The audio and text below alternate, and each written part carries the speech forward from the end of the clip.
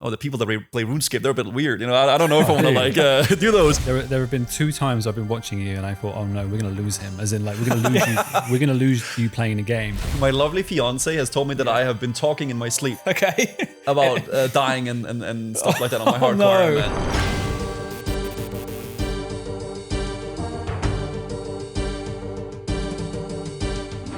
Hello everyone and welcome to the official Old School RuneScape podcast, where we get to chat shit with JMods and creators alike.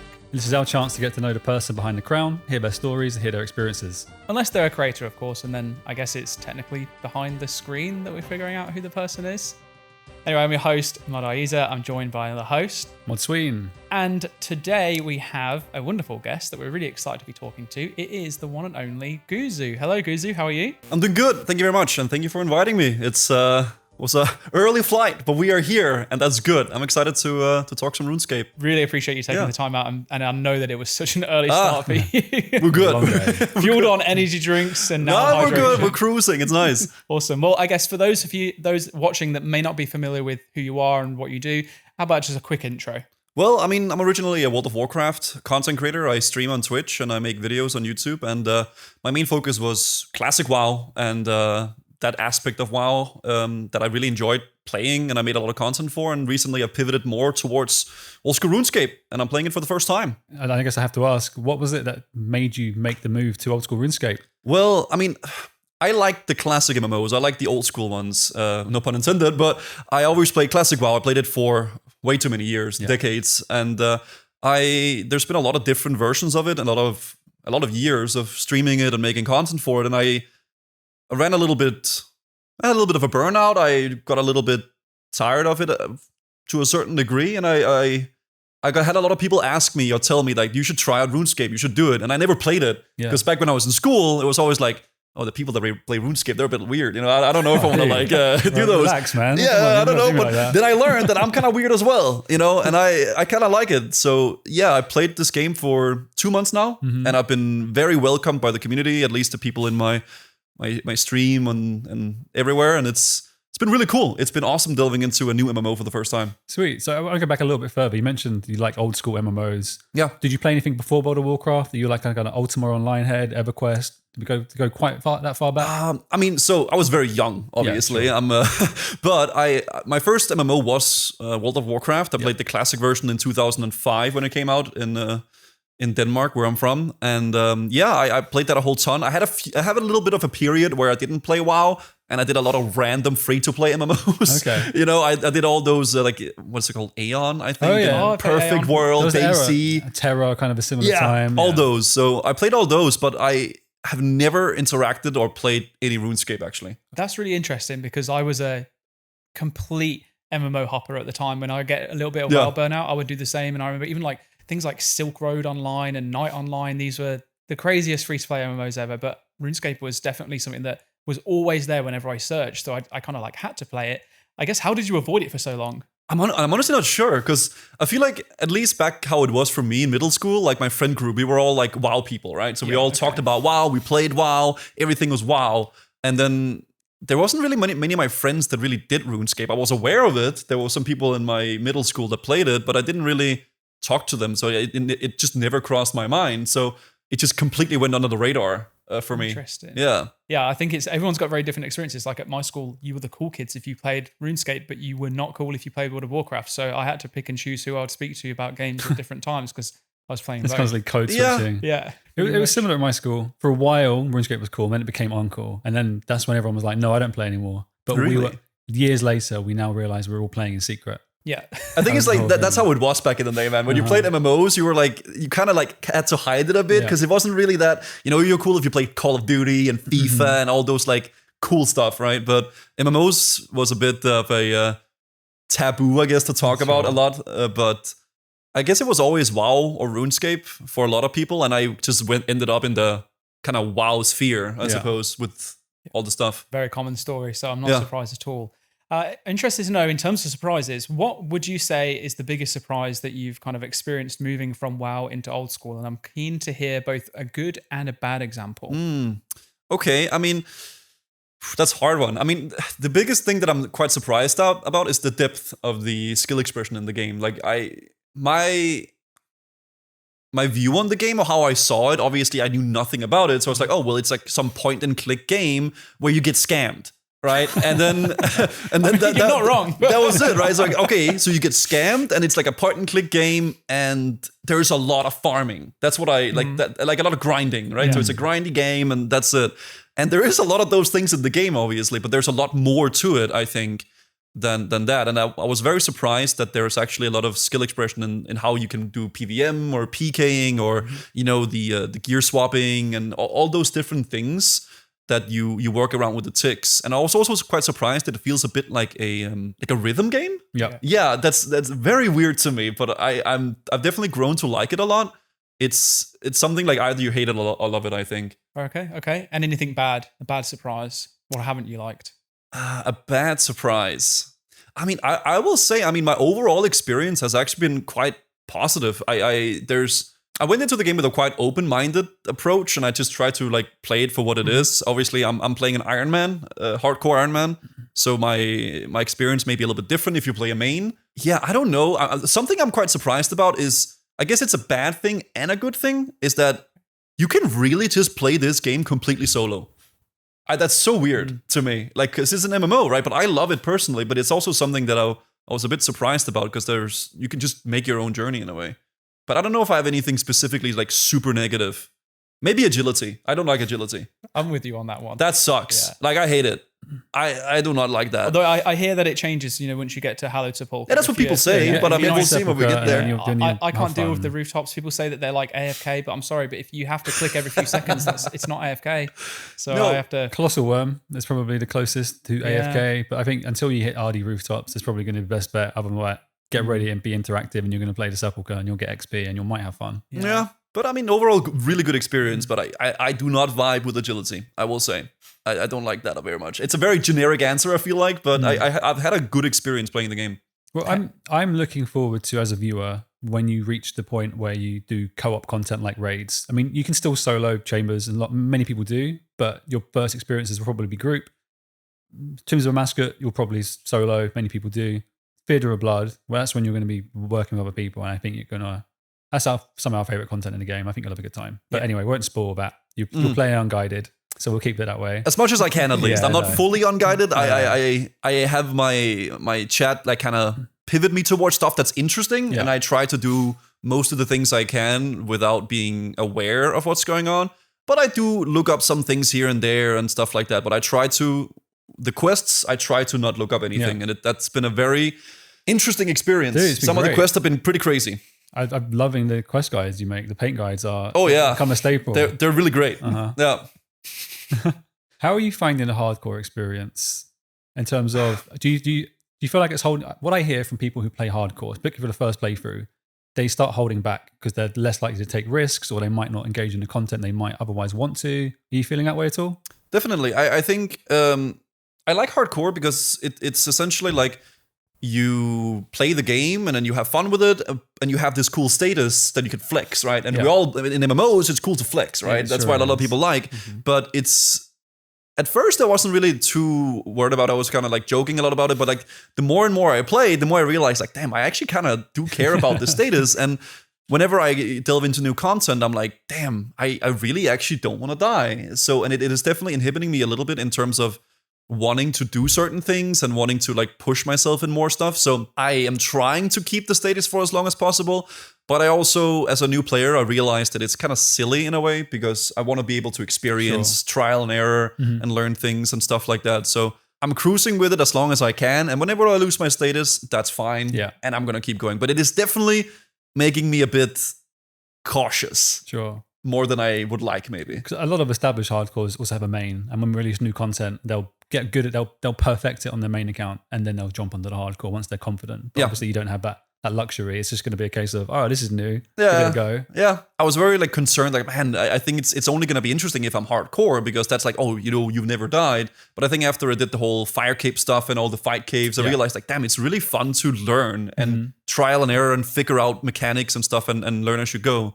And that made me realize a bit that you don't have to be hardcore. It's a cool status to have, but you shouldn't let it dictate how you play. Oh, for sure. I think it's a really good outlook that you have on that as well, especially because, you know, I think there is a point that will come, and hopefully not. I'm not saying that it will 100% happen, but I think that it is quite common or quite expected, that you will eventually perish at some point, right? I mean, that's the whole point of hardcore, is that the longer you don't perish, the more flex that you have. But going in mostly unguided, I do think it's inevitable, but I'm happy to hear that your outlook on it is, I'm just going to carry on, because it would be a massive shame for you to feel like it's you know, part of that identity of your character and its progression now. Yeah, I mean, how I look at it is like, you could, for me, I'm playing this game for the first time ever. Yeah. And I can only do that once.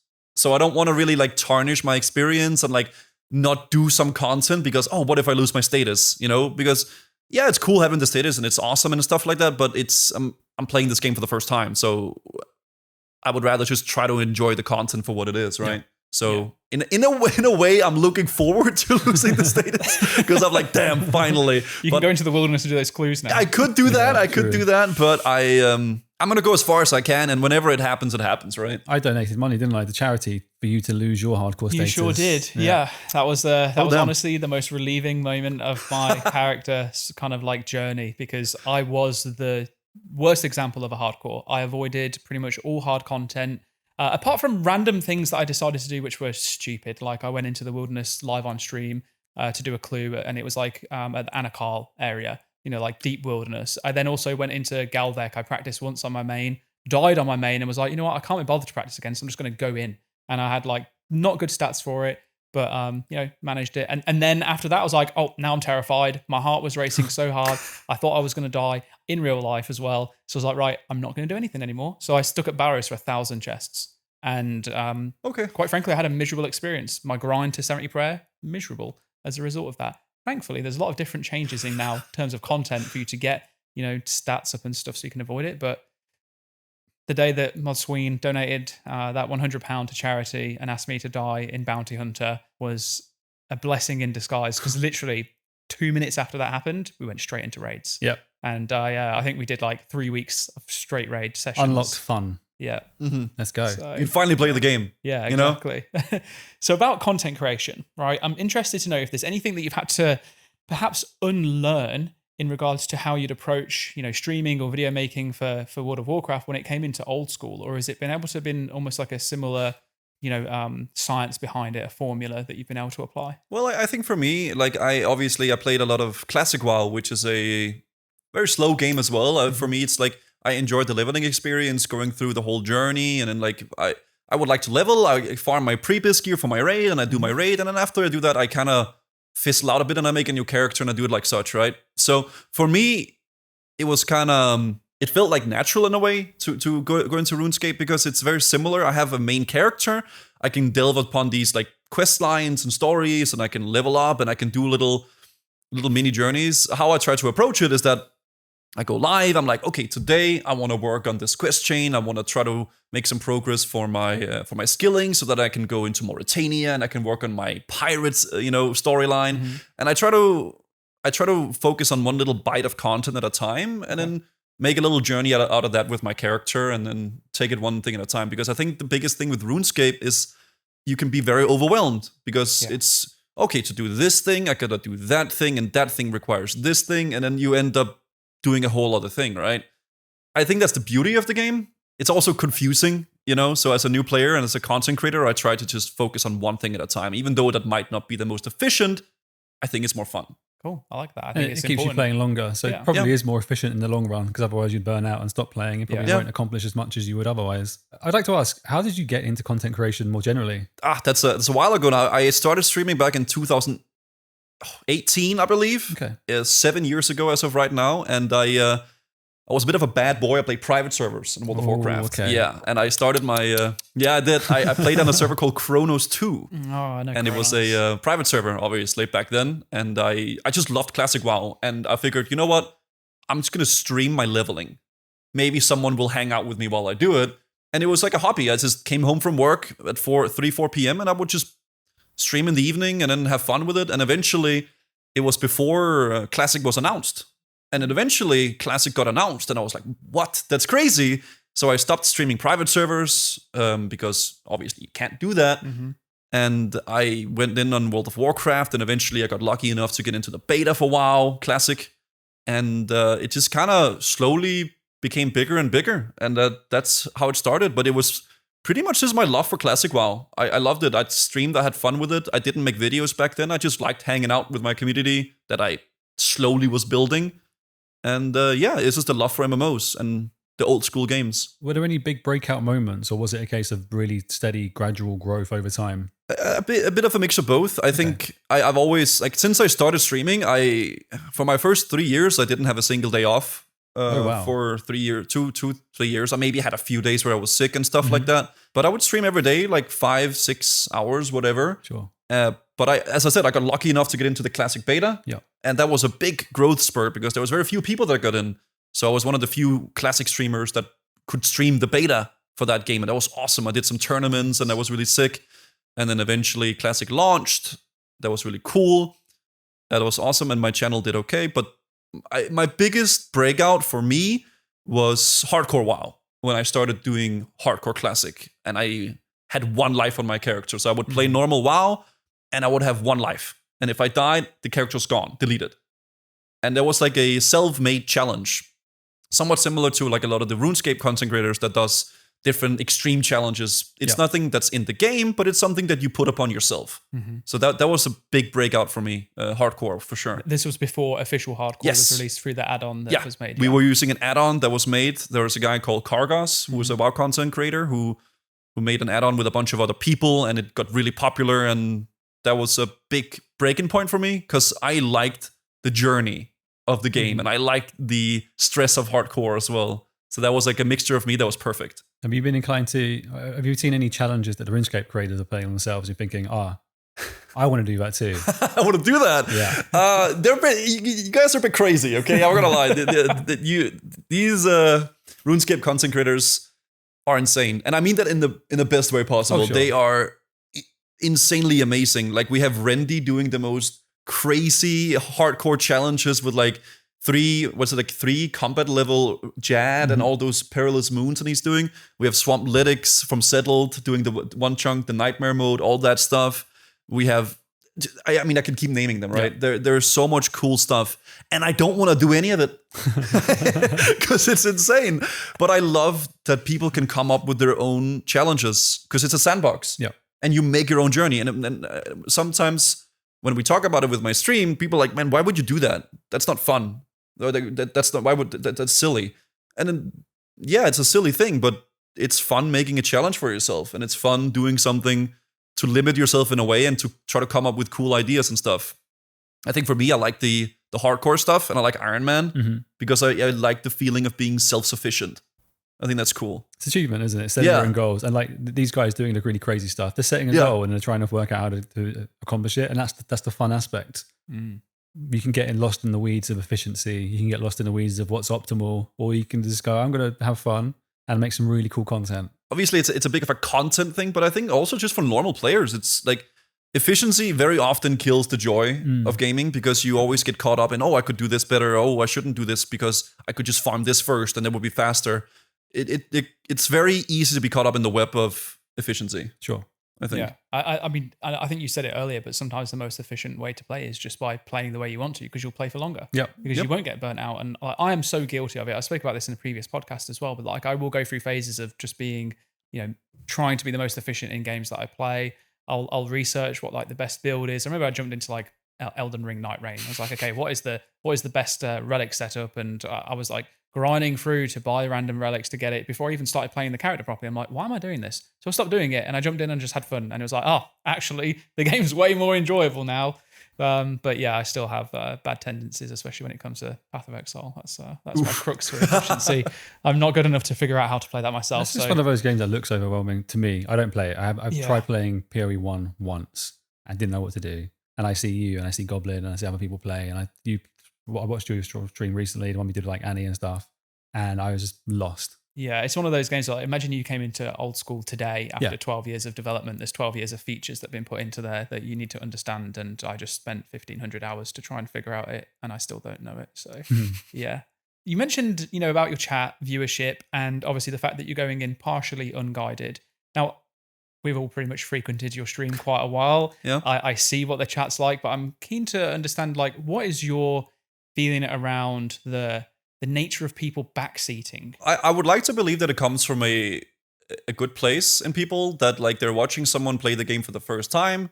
I'm playing a game that they obviously really love. It might be their favorite game. It might be something that's very close to them. So they want me to experience the game in the best possible way. But a lot of the times, the best possible way is just to figure it out as you go, not to really go the most efficient way, right?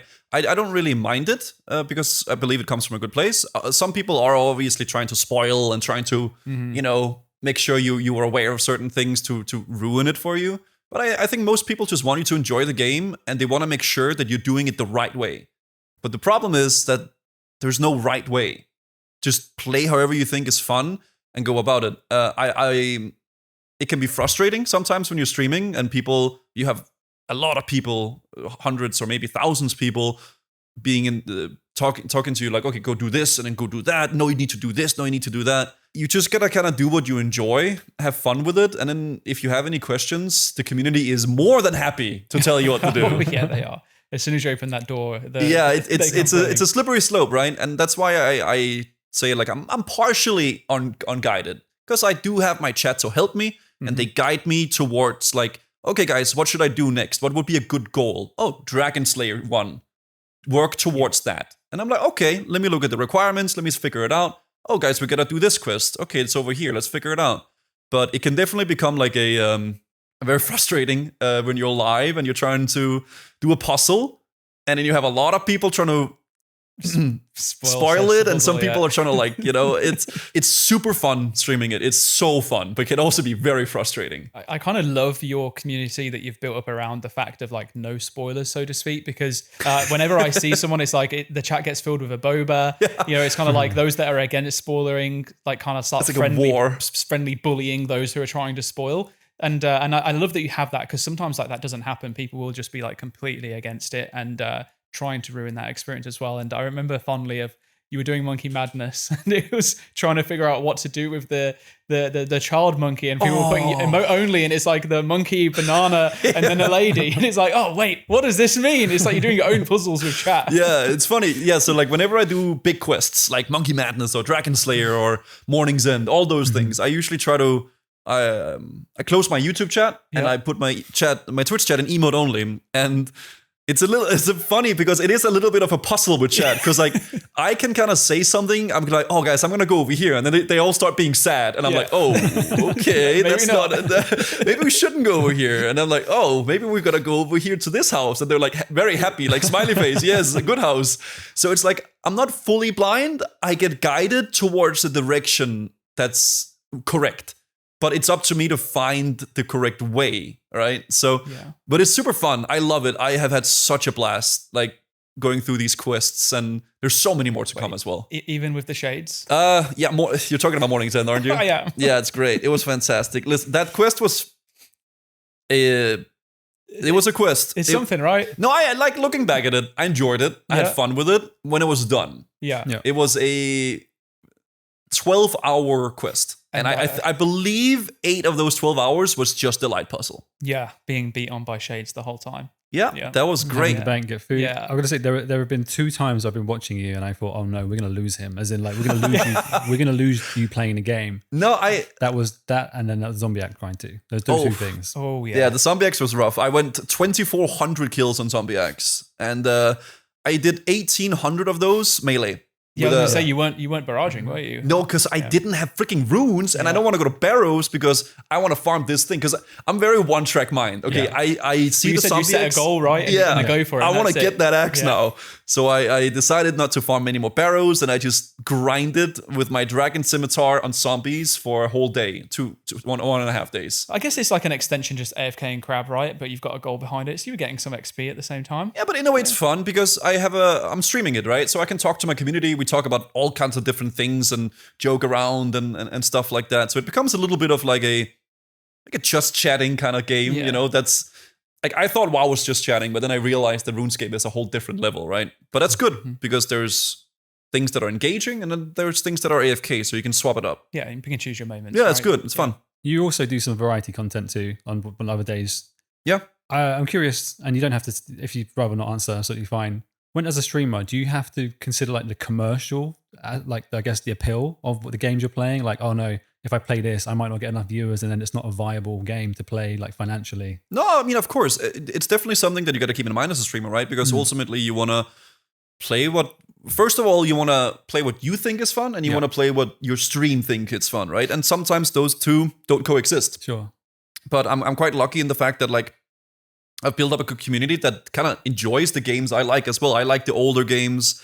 I enjoy, like, I played through Fable 1. I'm going to do some Zelda Ocarina of Time, stuff like that, like old school games that I never really got to play through. And obviously, some of the games don't do as well viewer-wise or, money-wise. Yeah. But I think it's also fun just having, like, a good time with the community. Not everything has to be about maximizing the views, right, always. So, gotcha. Yeah, so you mix it up a bit, and the best possible thing you can do is find a good middle ground where you like it and your community likes it, right? Yeah, I suppose it's almost like a way of acquiring some more work-life balance because your work is playing games. You probably want your life want to be playing games, and that's the kind of way of achieving that little bit equilibrium. I've done it because I really love RuneScape. It's so fun. I played for the majority of my time at the moment, but I'm just swapping it up from time to time because a lot of my core community obviously came from WoW, and they're like, what the heck, this guy's just doing RuneScape now, like what is he doing? So I just swap it up a little bit from time to time, have a good time with it, and just gives me an excuse to crab as well on the side if I want to do that. Nice. I love seeing the little crab windows and never people stream. Yeah, it's so funny. It's so funny. You can go through and just like they've got the plugin that's been left on, and you can check their gear and they're still at the crab. Yeah. Well, did I hear you right in saying I'm going to be that one guy right now? You've never played Ocarina of Time? So I played as a kid. Okay. Yeah, okay. I played as a kid, but I was very young. Okay, I was like 8 years old, and I got out to Hyrule Field, and then there's like a graveyard. After that, and it was really scary, so I couldn't continue. Oh my! I am so jealous. I would love to be able to go back into that. And I played WoW, man. Okay, I just played WoW. That's it. Yeah, me too. But like, still. Yeah. I'm just saying it out of envy. I would love to go through that experience, and I cannot wait. Hopefully, that's something that you're going to be doing on stream as well. Oh yeah, of course. I mean I just want to continue having fun with it, right? I love RuneScape, and people are always like, "Oh, are you going to quit? Like when you die on your hardcore, if you die, are you going to quit? Is it over?" Like initially, I was going to play for a week. Yeah. That was it. I was going to play for a week and then do like hey guys, I played RuneScape for a week. This was my experience, as a WoW player, make a video about it, talk about it, and then move on. Yeah. But now you're one of us. Yeah, I guess. I didn't expect it, but I just got very hooked on it, and I enjoyed it. And it was a mixture of me really liking it and having such a good reception from people enjoying my approach to things and how I try to stream and how I try to just hang out with people. I think it's shown people you can enjoy more than one thing at a time. You can like RuneScape and you can like World of Warcraft and you can like playing other games too. Variety is awesome. Like, do more of that. It is. Don't always limit yourself. I actually think it's really important to experience other games because it helps you appreciate the parts of games that you really like and those that you don't. And if you've only ever played one game, then, I mean, I think you're just doing yourself a disservice. You will hear me constantly talk about different games that I play, and I will switch between being completely obsessed with one game for a few months and then jump back into another game. But I'll always have the core cycle of things that I'm playing, and that is typically for me, Path of Exile, World of Warcraft, and old school RuneScape. They all share very similarities between them. But I love jumping out and going into, single player games, getting that role playing experience, and it is so rewarding. So yeah, as Sween said, you can enjoy more than one thing at once. It's okay to not play RuneScape all the time if you want to try something out, because you might find that actually you find a new appreciation for RuneScape when you come back to it as well that you never had before. Very true. Burnout is a real thing, and I feel like a lot of people reach a point with MMOs, very specific, like in particular, where they end up just playing it to play it, and it doesn't really become like a thing where like, oh, I'm gonna log in, I'm gonna do all these cool things, I'm gonna raid, I'm gonna skill, I'm gonna do all that stuff. It just becomes, oh, I log in just to log in, right? Yeah. And I feel like when it reaches that point, I think it's healthy to just maybe take a break, maybe play a little bit of a different things, and then come back and like, man, okay, now I'm like ready to go again, right? It's everything in moderation, obviously, but I say this as a person that's been playing 8 hours per day for the past 72 days. But it's healthy to do, for sure. Yeah, I think one of the problems with MMOs generally is that because they require so much of a time investment, it gets to a point where you feel like if you're no longer continuing to invest that time, you look back on the time that you have spent and it's almost like, quote unquote, wasted. And that's because at least for the people that I've spoke to and had experiences with, is that they forget the fun and joy of the journey that they had getting to that point. So like your time investment wasn't a waste of time. You were having fun. You were enjoying the experience for what it was. But as Guzu mentioned, like if it gets to the point where you're no longer having fun, you're logging in for the sake of it, like maybe it is time to just try something else. I think just have fun when you're playing and just like enjoy yourself, right? A lot of people are very obsessed with like, oh, I gotta finish this to get to the new thing, thing, right? And they kind of forget to just enjoy what they're doing right now. I mean, for me, I freaking love farming gear, man. It's so fun, dude. I want the gear so I can like do more stuff, but like getting that drop and then it's so good, man. I love it. That's probably my favorite thing. Even if it's only a slight power increase. And I know that you're getting that because World of Warcraft is so centralized around gear progression. You know, like a lot of your character journey as you're doing a dungeon, the first blue drop that you get, you feel that instantly. You probably felt it the time that you got what you call them, the maracas, the bobbers, man. The bobbers. Yeah, they're like, good. You feel it, right? And it feels good. It's rewarding. Like you have that. It's like, I achieved that. It's so nice. Yeah, you get the bobbers and you can bop on the blue one, the blue moon. It's so good. That's why I really appreciate the kind of perspective that you and the other guys have given, because seeing you equip the gear and you're zooming in and you're admiring the fashion scape, like, yes, this is what I look like. And like people like Showbeck do the same thing too. Yeah, it's cool. So fun to watch the reaction. Guy. Visual progression and seeing the difference in what you're doing, right? Like, oh, now I got the Berserker ring. Oh, now I'm doing more damage. Now I got the Black Mask. Oh, I can imbue it, right? All those things is cool. And what I really like about RuneScape is I don't feel like I have to catch up. I feel like I'm starting almost 2 decades later, right? And I'm just enjoying myself. I'm just having fun. I'm not worried about what other people are doing. I'm on my own little journey, and no matter how long break I take, if I were to take a break, I could still log in and then just continue where I left off. And it feels great not having that, oh man, I just farmed all these things, and then if I take a break now, then they probably won't be as impactful later on. Mm-hmm. I really enjoy that, and I think that's why a lot of people are getting why there's getting a lot of new eyes on OSRS, because it's really cool being able to invest some time into a game and be like, damn, this matters. It's cool, for your character, because MMOs are an investment. Definitely. We're really appreciative of the fact that creators like yourself and then your communities who are giving it a go-to are giving us the time, because there are so many other games out there. Yeah. And for us, we've seen it. Like, we know we had a good game. We've been working on it. We're aware that it's good. And it's nice that, not in an arrogant way. No, that's fair. But it's just nice that people look beyond maybe the graphics, or look beyond their first impressions or their expectations rather, and giving it a go. And then some people don't like it and they've kind of said, all right, I'll give it a go. And others have stuck with it and they kind of found the same joy we find in it too. And it's just been really nice to see that and experience it, to watch it, to read it. It's just been well heartwarming. I think for me personally, outside of that, it's like the best part is being able to relive that joy and wonder of experiencing Gillinor for the first time through someone else, because it's very rare that we get to see that. With an older game that for most people will claim that it's based around nostalgia. I think clearly player numbers these days show that it's actually that we have more new people that are coming into the game, but they're not all streaming, they're not all making videos.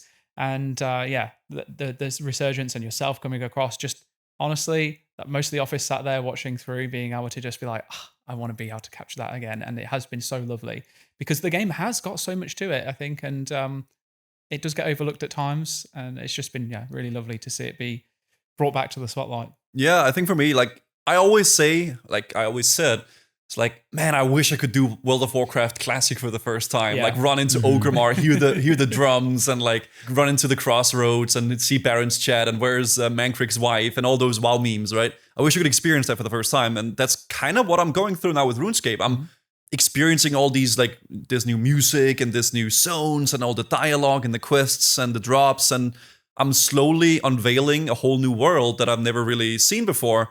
And I think that's very rare that you can do that and you can share that with a big community, which is why I like to believe that people enjoy it, right? And I know for myself as well, I'm like, okay, I just farmed my zombie axe, right? Man, I want to see how the other guys reacted to their zombie axe. I want to see if they went as dry as I did. Or like, I got my black mask at 33 kill count. How far did they get it, right? Or how did they react to Elvark in Dragon Slayer 1 or all those things? Like, I kind of also go back and I look at the other streamers. I'm like, damn, dude, this is pretty cool, right? Seeing that excitement is sick, and I think it's cool being able to share that with a bunch of people watching. How much do you speak to the others that you've played, World of Warcraft with, came across the old school? Do you have like a little secret Discord server you're all chatting in, sharing clips and drops and your logs and stuff? Or I mean, the WoW creators do talk to each other. I think some people talk more to each other than others. Okay. We do like, we're all kind of like, you kind of all know each other, right? Yeah. Like here and there, like so like we share like some thoughts and some drops. Like whenever I remember I was driving home for a while. I was like on a big road trip home, like 20-hour drive. And then like halfway through, I went on a hotel and I was like, man, I need to go sleep. I've been driving for 10 hours, man. And I opened my Discord and I see Shubik DMing me that he got Zombie Axe like 300 kill count. And I'm like, you little bitch. So it's funny. It's like a little banter and it's like people are just like following along with each other and like nice. People are reaching out like, hey, do you want to do Royal Titans together and stuff like that. So it's cool being able to share that excitement with someone. And there's also been a lot of people from the old school RuneScape content creator scene that's been very engaging with us, talking to us. Like I've talked to a lot to a guy called Fox, good old Fox. I like him a lot. Yeah. He's going to appreciate that one, I'm sure. Yeah, Fox is awesome. That's good.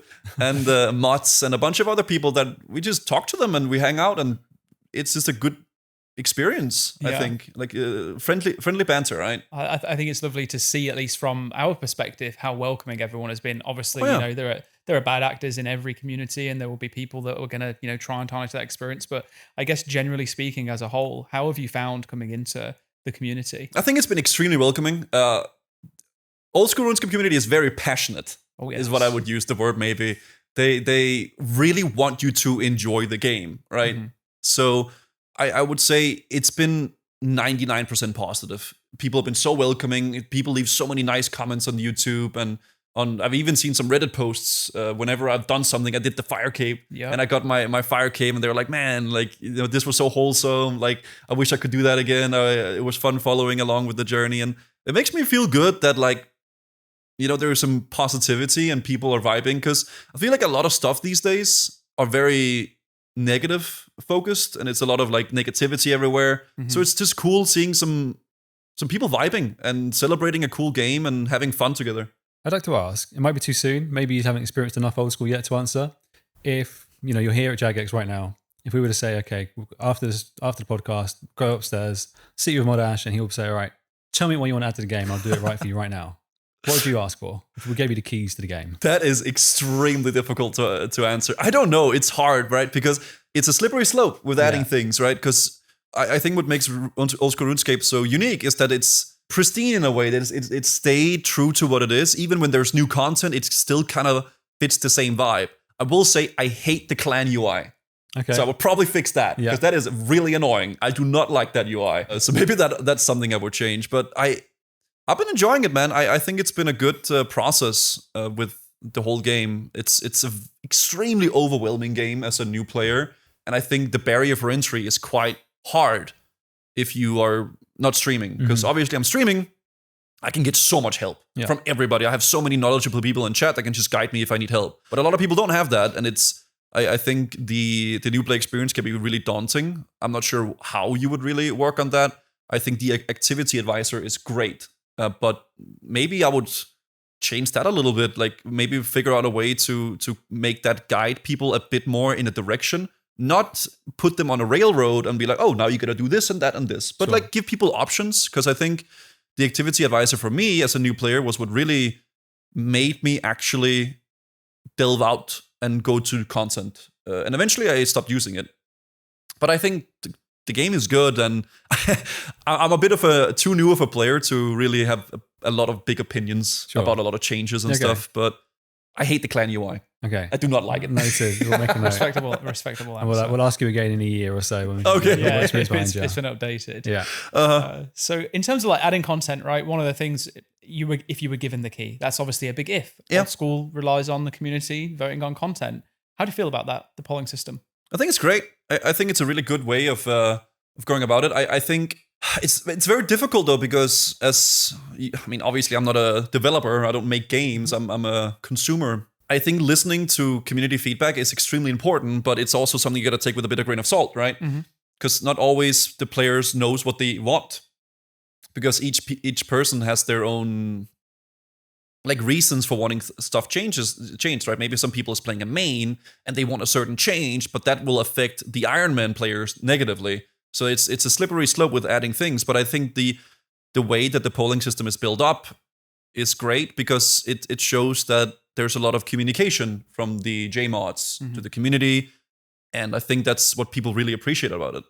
The fact that like we matter, right? Yeah. Players matter. And I think that's important, because it can, whenever companies get very big and games grow in size, the distance between the players and the developers tend to grow a lot. Like the distance is larger, and it loses a bit of the connection. So I think the polling system is a great way of keeping that connection and really understanding what people like. It's a really valid point, and particularly around like when a company grows. Sometimes it's not because of like malicious reasons. Yeah. So when I joined the old school team, I was the 18th person, and we had the weekly Q&A live streams, and it was a pretty fixed roster of people who'd go on. And I felt the players knew who was working on anything at any one time. But as the team grows bigger and bigger, and we're working on more projects, quests, skills, whatever at the same time like we are now, I think it becomes harder to have that really one-to-one connection with players, because there would be so many. And you can't get, we can't have all, I don't know how many JMOs are now in the old school team.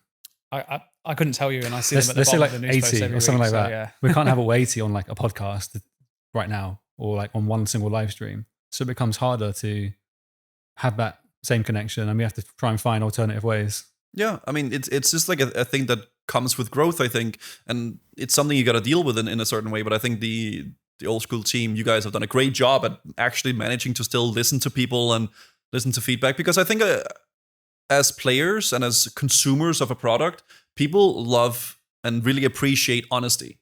And hey guys, we're aware of this, we messed up, or we just being honest about things and being able to be upfront is really good, because you don't want to lose the trust of the players, because the players is what keeps the game alive, right?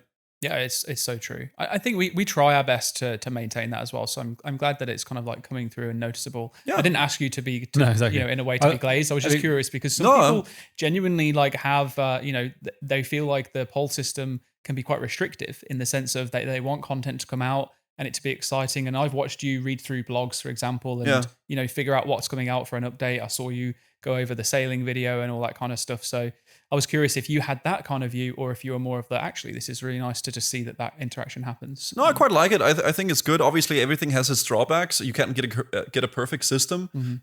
The best thing you can really do is get a good in-between, right? And I think you guys have managed to, over the years, to build up a quite nice system that obviously works, because people enjoy the content. Not everything is a hit. Not everything is the best content ever, but that's just really how it goes. But I think as long as listening to the community and just keeping it as it is, and like making sure that people's voices are heard, I think that's important. Well, if there's anyone from Jagex watching, you heard it here from Guzu, like keeping in touch with the community is important. We've got to focus on that. So we'll carry on growing the community team. Thanks. Yeah. You mentioned like the whole, hey guys, sorry we messed up. I thought we've said that. We've had to say some variation of that a lot of times over the years. So we're not perfect. We've had to apologize quite often. There's been some bad shit that's happened at times. And sometimes we've not even been very good at apologizing for it. But we do try at least to learn from those mistakes and do better the next time round. I mean, we're not perfect. Nobody's perfect, right? Everybody might not be every single piece of content or every single piece of update that's great or people appreciate, right? And maybe there's sometimes something that's not really that good, but just being honest, I think people appreciate, right? And then try to work on it. I think that's important as a very community-based game, which old school RuneScape is, at least from what I can see. Okay, community events. We've done a few ourselves. What if you had the power to do a community event? In-game, out of game? Did you catch any of the OTK event, for example? Yeah. If you had the ability to, would you want to do something like that? If so, what would it be? That's a very big question. I think community events are great. I think they're awesome because being able to bring a lot of people together from all sorts of different personalities is awesome. And especially if it can be like an IRL event where you can have some interactions with them and some stuff like that. And what I would like to do, that's very hard to answer. I think the OTK event was really great. It was very hectic, we'll say. Oh yes, it was. Yeah, it was chaotic, man. It was very hectic, but we had the whole soda block thing with that going on and everything like that. But I think the way that Gilnor Games is structured is really well made. I think those challenges and all those different things they're doing, like, is so sick. And I think if you could somehow manage to figure out a way to make that into an event live, that would be pretty crazy. It's a very hard thing to do production-wise, but I think it's possible because there's so many good challenges you can do in RuneScape. So would you be thinking of like transitioning RuneScape challenges into real life challenges? Yeah, I mean, you could do like a mixture of them, right? Yeah. You could do something similar to the OTK event where they did like a bunch of RuneScape stuff and then they mixed in some IRL. I think the focus should primarily be RuneScape. Yeah. Because I think it's a gaming event and I think that's the most exciting. Obviously, mixing in some IRL could be good, but honestly, if I could make an event, I guess, and shout out to Soup, obviously, if he could make an IRL Gilnor Games like a LAN, that would be crazy. All right, I think we probably have to, if we want to publish this, we probably have to follow up with Sue and be like, okay, dude, let's make it happen. Make it happen. Yeah, live Gilnor Games. That would be crazy. I'm imagining like a. I don't know why. That would be so hard though with all the POVs. Yeah, because there's so many people playing, right? There's so many thoughts going through my head now of like, right, we've got to teach people how to cut down trees safely. What if someone like wants to smith like a bronze dagger, an iron dagger? They've got to learn how to be a blacksmith. You know what? Never mind. It's a bad idea. It's the complete opposite as well. I was like, but then in my head I was like, what if it was like Takeshi's Castle? Okay. You know, watch that show. It's like, oh yeah, the game show. It's so good. Through. And I would love to see that. Well, I'd love to see the elimination and the voting, and like you see how much, see how dramatic Gilnor Games gets. How like would they be as dramatic in real life? Well, that would be okay. That would be extremely difficult production wise. I think getting all the POVs correct would maybe be hard. You know what? That's just like the fantasy. Okay? Yeah, we can have pipe dreams. We can do that. Just a pipe dream. You know, it is what it is. Man, get the marketing budget. I can also lock eyes at our production team who are sitting in the same room. Like they all look so terrible. Make this happen. Just make it. Turned away. Just make it. It's fine. Oh, brilliant. Right, no, but there's a lot of cool things I think you can do with the game, and I think that's what's beautiful about it, because there's so many different like challenges that you can make for yourself, like the bingo stuff as well. That's coming out as well soon, right? That's sick too. Yeah, actually, about that, is it something that you think you'll try out? I might. I have absolutely no idea what I would do because I don't really know what I'm doing half the time in the game. But I think it's sick. I think it's awesome. Like stuff like that is super duper cool. That you can do an event like that. I mean, the good news is with things like leagues and then Gridmaster, which is a bingo thing, is that it's not quite as open. You have a list of tasks, you have a list of tiles to complete for bingo. So it is almost like you won't be as lost. But then there's obviously drawbacks too. I've seen a ton of discussion around like some of the benefits of old school are permanent progression, that kind of thing. And then we point to like, hey, here's a seasonal game mode, or here's like a short form event. So we juggle the benefits and negatives of both. I think it's good to do seasonal things from time to time, as long as it doesn't take away from the main game. As long as you keep that in mind, that like, oh, okay, this is a thing we're doing for fun. Maybe you can get some sort of cosmetic rewards, but then it's also like, okay, you don't want to have people have FOMO with that, oh, now I have to do this to get these cosmetics. So you want to try to balance those things as well, right? Make sure that people can do it at their own pace, because I feel like that's what OSRS is very much about. Yeah. Like you shouldn't feel like you have to do this to get these things, right?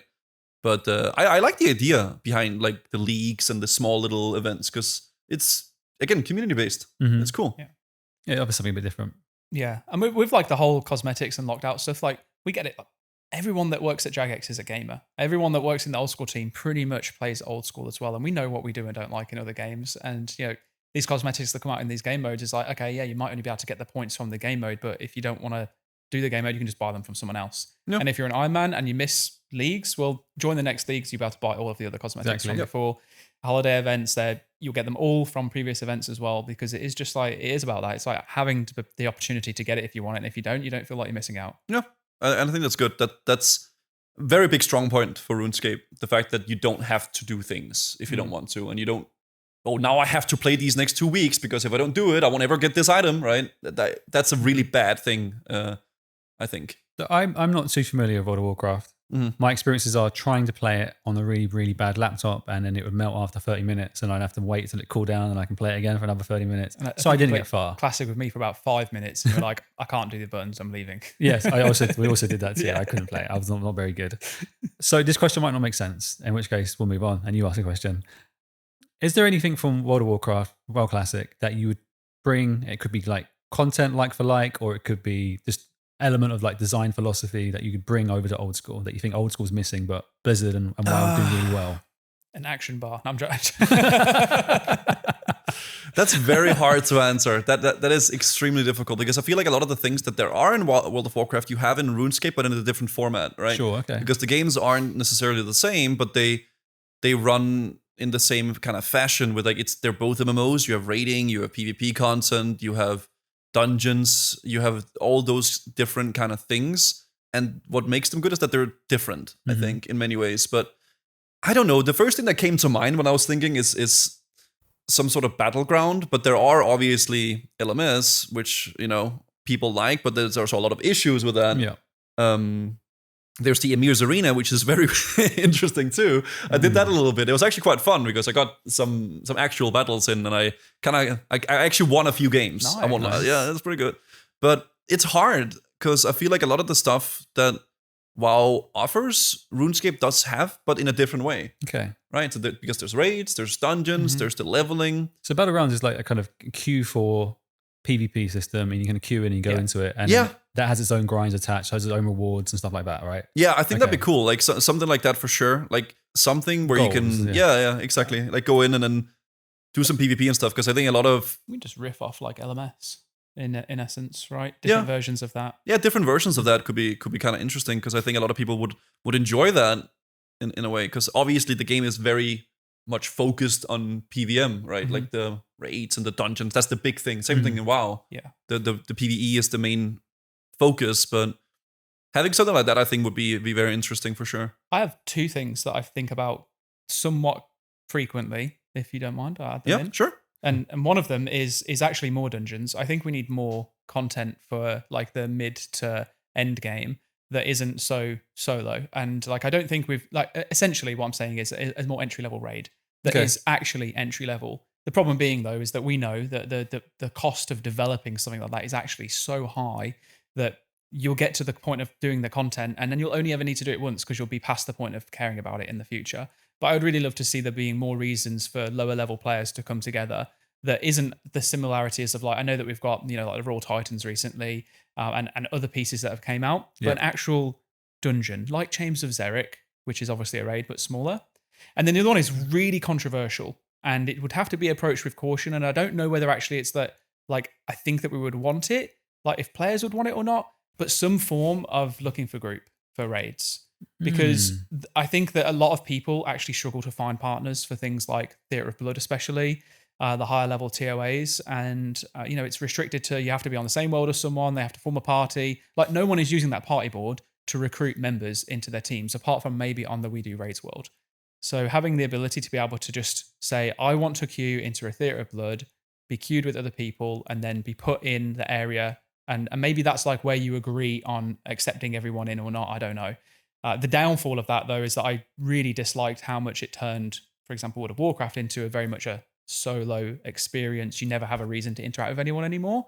But the convenience of it was like so good. I don't struggle with raids because I can just call upon people. I know that you'll want to do a raid at some point, or other people that I've met throughout the community. Not everyone has the ability to do that. Some people aren't the type of people that want to go onto a Discord server, chat to people, to make friends and stuff like that. Fair point. I think to what Guzu said about the clan UI and things like that, I feel like that's something we try and tackle first before we need to resort to. So I'm not saying that's why I said it's really controversial. I don't think that's the right solution, but some form of system that can help bring people together to go and do a raid. Gotcha. Yeah. I think a big problem with WoW that a lot of people had was like it became very much like you just queue up and then you get teleported in and then you go through it and then that's it, right? You don't want it to turn into that. So if there were to be a thing like that, I think it's quite important that there will still be some sort of interaction. Okay, you queue up, maybe you get sent into the beginning of the arena, and you can talk and you can see, okay, this is a player. Do we want to go? Let's go. Okay, let's send it. Right. Let's go together. So it's definitely something that's possible to have, but it's very difficult to do right, because you want to make sure that it still stays within the realms of what RuneScape is about. Yeah. And what people view it as the game, right? In terms of like the early game raids and stuff like that, obviously I haven't really done any raiding yet, but I as a new player, I quite appreciate that there are some content in the early game that's new and that's challenging, like Scurious. It's not obviously not a raid, but it's some entry-level PVM where like, okay, you can get a taste of what the game has to offer.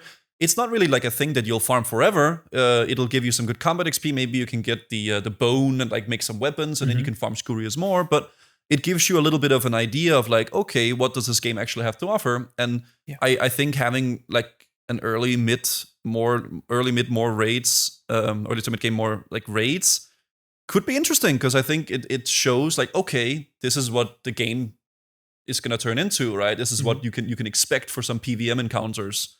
I think that'd be cool. I think early game stuff is fun for sure. But my first big like wow moment with RuneScape was like when I got to Scurious and I saw like, oh my god, I gotta like swap my overheads now. I gotta like, okay, he's eating cheese. I gotta like kill the ants. And it was like, man, that's when I realized, okay, there's actually a lot more to it than just, oh, I right click or left click. Sorry. Yeah. I'm really glad that you got that experience, because that is exactly what the intention of Scurious was to give players at that kind of level a taste for what's to come and start preparing them for also what's to come as well. So that you start figuring out gear switches, you start figuring out that NPCs have mechanics, and then from there we've added a few more. And I think like for a while we focused quite heavily on early and mid game, not super early game, but now we're probably at the point where, okay, we want to do a little bit more end game stuff, and that's a bit of the focus at the moment. Because I feel like a lot of people who played RuneScape when they were younger remember killing cows, and that's very much a click and wait, and then people carry that notion into the future, or into now rather. I've always said like old school RuneScape, super low skill floor, click and cow, and then you can go as far. You can probably get a, maybe not a quest cape nowadays with some of the like Sins of the Father and stuff like that, but you could get quite far just clicking and waiting. But then also the skill expression, the high score ceiling. I mean, old school is really good for that. Yeah, I think there's a lot of different approaches to the game, but definitely giving people the options to experience some of the harder content or more challenging stuff, even in the earlier game, I think it's quite cool, because there is not a lot of challenging things before Scurious in a sense of mechanical challenge, right? And I that was definitely a big eye opener for me. Like, damn, there's some interesting stuff in this game that requires a bit more skill than just clicking a cow or just, doing Demon Slayer or whatever, right? So that's cool. And definitely, if there was those raids and people could have an easier way of playing with each other, that would definitely be awesome. But it's something you gotta be careful about, because when you implement a new thing, it might trivialize other things, or it might be it's hard to add like a big thing, like a looking for group, without it kind of not ruining, but changing how people approach the game. Hence why I said very clearly, it's very controversial. It's one of those, it definitely is. I'm not going to be a major proponent for it, but it's something I do think back on quite often, especially because I just see it all the time in the community of people saying like, oh, how do I get into raids? I'd really like to get started. And thankfully, we have quite a lot of people who are out there responding, be like, come jump in with me. I'll show you the ropes. And there are even people who make their content around showing other people how to raid and teaching them and stuff, which is awesome to see. But yeah, I would, just to be sure, because I know someone is going to be commenting right now being like, oh, you're just going to ruin the game. No, it's just an idea. I think discussions like these are good though. Because like it's not something that you're like, oh, now we're adding this. It's just like, oh, well, what do you guys think? And then maybe there's going to be a lot of people commenting like, oh, what are you talking about? That's silly. And okay, that's fair. Yeah. But it's a fun discussion to have, and I think it's worthwhile, because that's how you gauge the interest for stuff. I want to flip the earlier question I asked about bringing WoW to old school. Is there anything that because obviously you'll go back and play WoW Classic at some point. Anything you'd want to take from old school to WoW Classic, whether it's the way we approach things or content like for like? Same kind of question. I mean, I think the very straightforward answer is the vertical versus horizontal thing, where like WoW's greatest what made WoW so fantastic was their expansions and their patches. Oh, new patch comes out, you know, Anchorage, there's the war effort. Oh, there's Nax Ramas. Now we got TBC, the Burning Crusade, Illidan is coming out, right? That was their really strong point because they had so many important lore characters that they could use to build hype. But it's also the greatest Achilles heel because now all the previous content you got gets nullified and it gets a little bit less important. So something that would be really interesting if WoW ever were to go down the route of Classic Plus, that's the big talk all the time about WoW, would be something where like you could grind stuff and it wouldn't feel like it doesn't matter a little bit down the road. A good example of this, I think, is the rank 14 grind, which is the notorious PvP grind in World of Warcraft, where you do 14 ranks up to 14, and then you get some awesome best-in-slot PvP gear. The grind takes, at least before the nerf, because they changed it an anniversary, it took 13 weeks if you did it as fast as you could. When you got the gear, it's the best-in-slot for PvP. It's insanely good, but a month or two later, AQ40 comes out, and now that gear is better than what you just grinded for. So that feels a bit bad, and I think that's what RuneScape has done super well. Okay, I farm my barrows, now I have a really good tank set. Okay, now I go do moons, now I'm getting a few different sets that's hybrid, and now I have these atlatl darts I can use for this. I got the boppers that I can use for crush. I got like zombie axe with a slower attack speed for like big, damage. There's a lot of different variations of gear that you can use for different situations. Yeah. And I think that's what you guys have done super well. Like just made stuff valuable down the road for all sorts of different things. I farmed my black mask so I can use it for Slayer. So now I have something I can use for this, right? So there's gear sets for different things, and it has different use cases. And I think it must be tough for them too, because we're a subscription only game, and our whole thing is around like giving longevity to players, extending their lifetime, and giving them a reason to come back, and then feeling that it was easy to come back and return. Whereas they also sub game, but also have box price expansions. Yeah, and they want to sell those units too. So then that has to be full of cool stuff, and it has to be full of cool stuff. So they have to have a good motive for players to want to spend their hard-earned money. Yeah, so it must be difficult to balance. I think also just like the general premise of the core philosophy of the game design. I don't see how vertical versus horizontal would I don't see how it could be any different in the way that WoW is currently put together, because the whole point of like your nowadays anyway, like leveling is no longer part of the journey. Leveling is a task to get to the part of your journey, which is gearing. You're doing raids to get gear, to do harder raids to get better gear, to do harder raids to get better gear.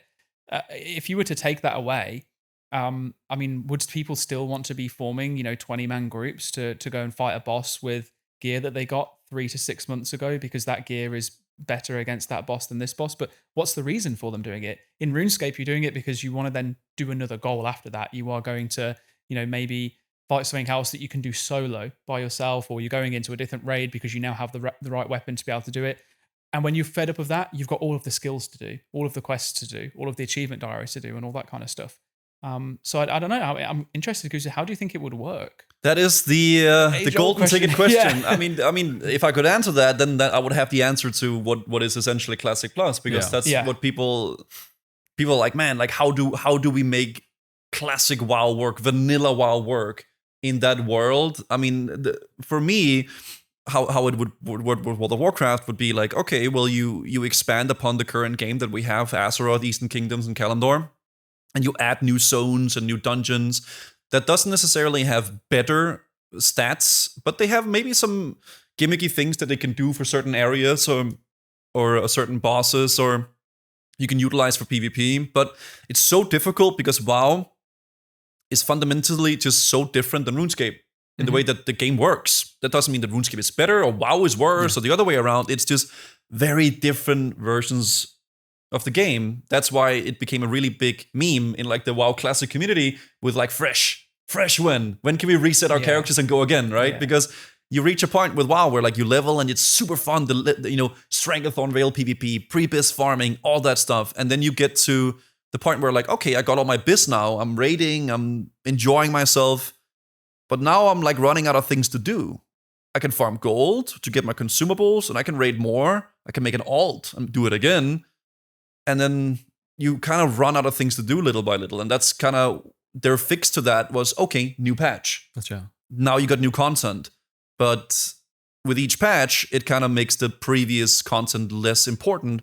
Classic WoW is a bit different because there is a lot of resistance gear and Thunder Fury from Molten Core and Choker of the Fire Lord from Blackwind Lair or Onslaught Girdle, a bunch of items that are good throughout the expansion, throughout the classic experience. And in that way, that's a little bit similar to how RuneScape works, where like you get a bunch of gear that you can use for different situations. Yeah. And I think like the mega rares. The mega rares and like things you can farm for and stuff like that.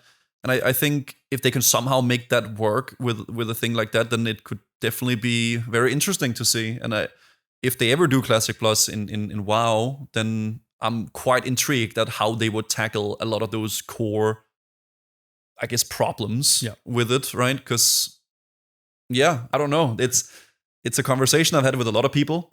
And definitely starting playing RuneScape, I'm realizing that there is definitely a very different way of approaching MMOs and the core fundamental way how the game works. I think it's probably worth calling out too that there will be some elements of our player base who feel like they've run out of content to do too. But they've reached the end of, I don't want to call it like the content treadmill, but the people who are constantly at the end game and then we can't keep up. We release a boss and they're like, all right, cool, done it. They've done it in 3 or 4 days. I mean, if you play a game like 10 hours a day for 2 decades, you're going to run out of content. I mean, I played WoW for since 2005, I played on and off, right? So I've had a lot of enjoyment out of the game, and it's great. It's a good game. But if they were to expand upon it, how would they do it? You know, I think changing the fundamentals of like a few tweaks to some of the classes to make them different, nothing too extreme, keep it to the core fundamentals of what the game is, make new content that is relevant to the current game, and try to expand upon that, right? Because I think that's what you guys did with RuneScape. You expanded upon the game. Yeah. And then you just made more and more content. And I think that's what people love. Just seeing new content and still having the old content be relevant. And you joined it at such a good time too. Like we were so lucky. I don't know if it's worth saying this. If not, we can cut it out. We'll see what people say. Varlamore Part 3 launched late. We were aiming to have it ready sooner. Oh yeah, okay. But it launched at the time when you guys were playing. Oh, it was great. And it just meant like, oh wait, you get to experience a new expansion. Even if you're not ready, you get to see other people doing it and you get to see the patch notes and the videos, and there's so much content coming part of it too. So we were crazy lucky because of that. Yeah, it was insane. And also like, added to the fact that you'd had a bit of time to also get familiar with the game as well, so that you knew what new content was and that you knew that you could go in and do it. And Oh, so sick. It was all just aligned so perfectly well that it was not planned. We could not have made that. We could not have planned it better than that. No, we could not have planned it any better than that. All right. Well, we've talked a lot about different things here, but I'm curious about a little bit more about you. When you're not gaming, what are you doing? I mean, not too much. I obviously I have a fiance. She helps me a lot out with my stream and my YouTube. I can't believe you didn't bring the fire cape.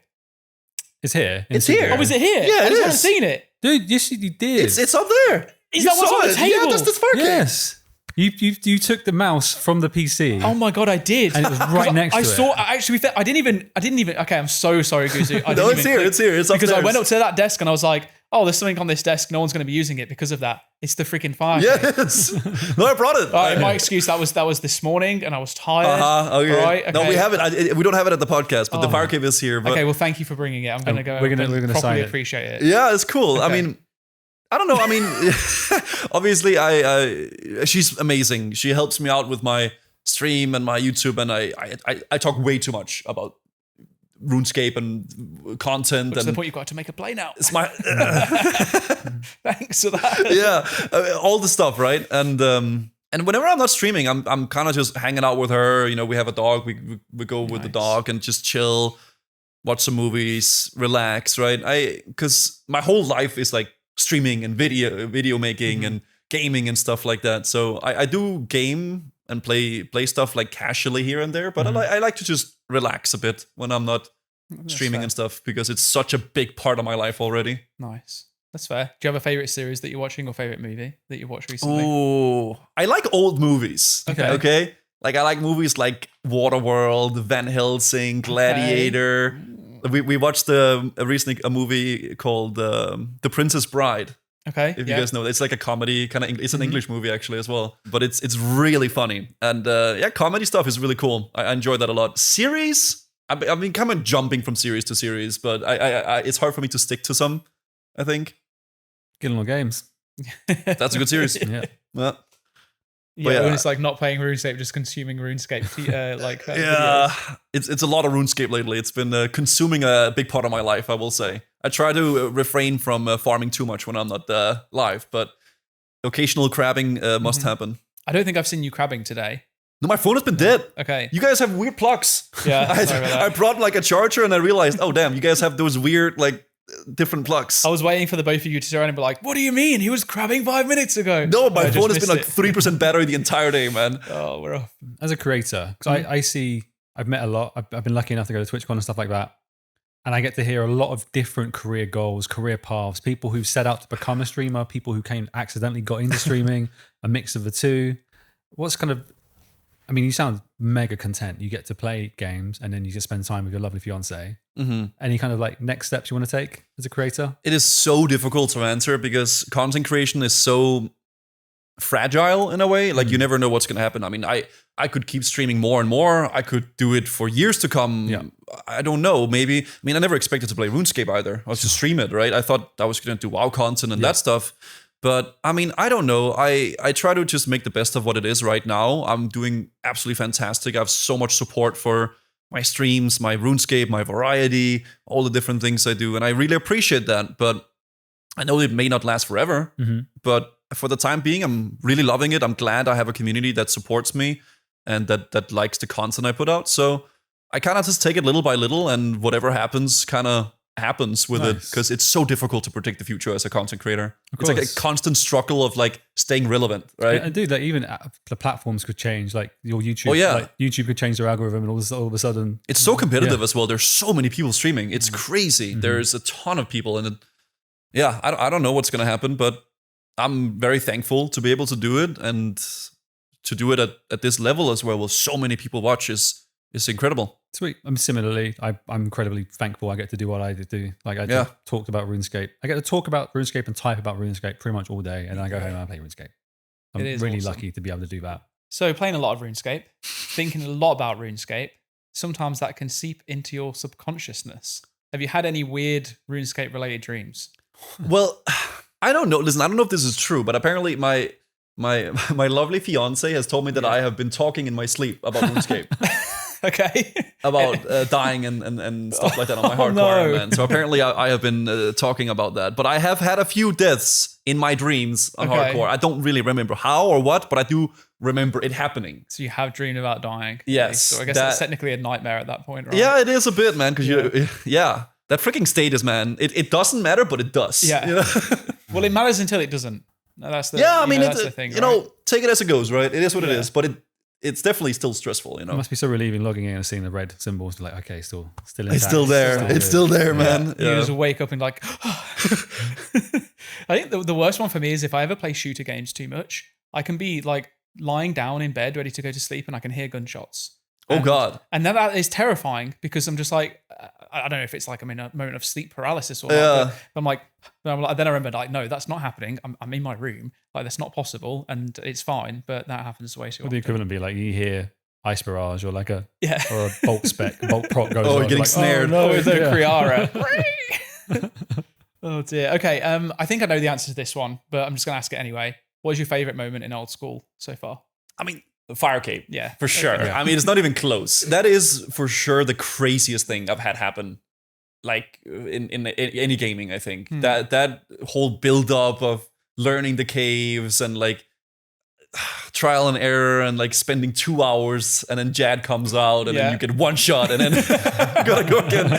Yeah, I got destroyed, man. I got absolutely clapped. Yeah. So I went into it with I didn't look up anything for Fire Cape. I knew going into it, I knew there was waves, around 60 waves. I knew there was different mobs, and I knew at the end it was Jad. That's what I knew. But so when I got to the Jad for the first time, I was like, okay, I knew there's like ranged mobs and there's like caster mobs. So I'm gonna assume he's one of those. So I sat ranged I think, or Magic, one of them. I said either of them, and he did the other one, and I got one shot.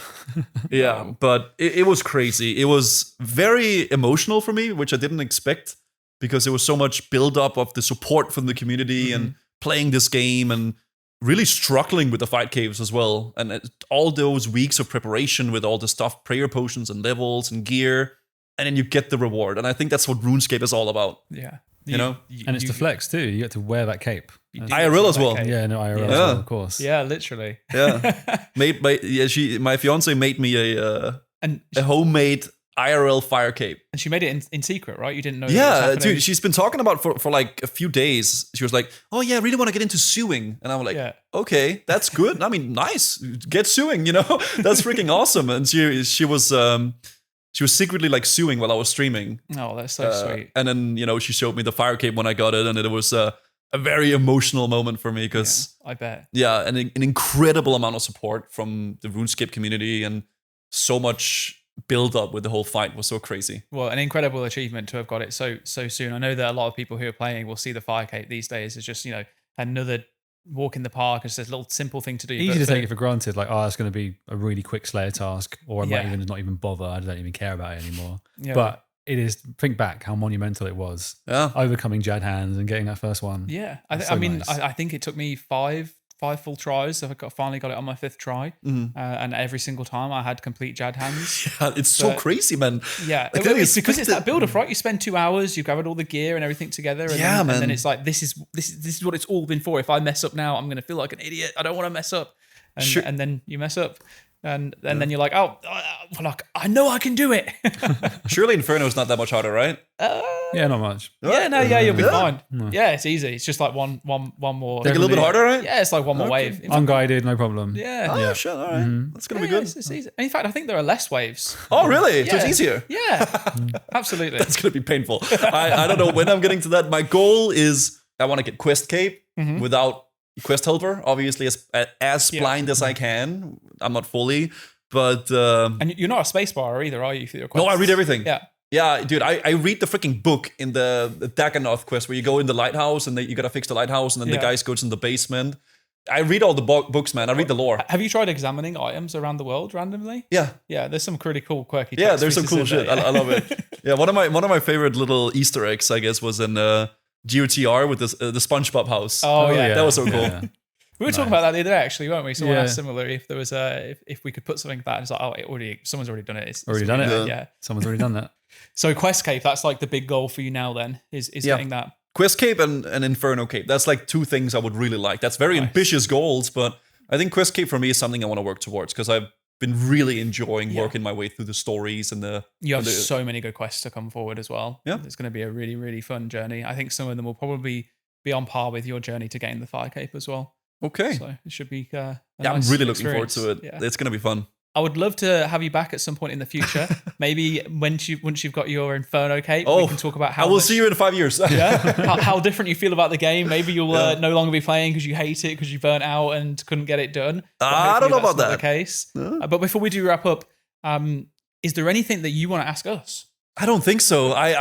We've been talking so much that there's been so many good moments and just conversations, I feel like. Cool. Okay. Yeah, it's been good. I'm just thankful that you guys want to have me over because I'm so new to the community and new to streaming this game, and feel like I've been welcomed by you guys and the community so well. So I really appreciate that for sure. I mean, you've had a big impact in the short time you've been here. Had a big impact, so it's been great, and I'm hopeful that your community, who previously maybe not old school, and then our community can come together and then share the joys of each other's games and stuff like that. Yeah, that would be lovely. It really would be. It's amazing. We super appreciate you coming over as well. Thank you for taking the time and such an early start. I'm sure it's going to be hitting you a little bit later on when you get back to the hotel room. But it has been wonderful to speak to you and for you sharing your experience as well. Hopefully those of you watching and listening back home have enjoyed it. If you have, let us know down below in the comments. And also, who else in the creator space would you like to be on the cast next? I'd be really interested to hear from you in terms of who you want to see the most next. Otherwise, I think that's going to be a wrap. So once again, thank you so much for joining us. Yeah, thanks for having me. We'll see you in the next one.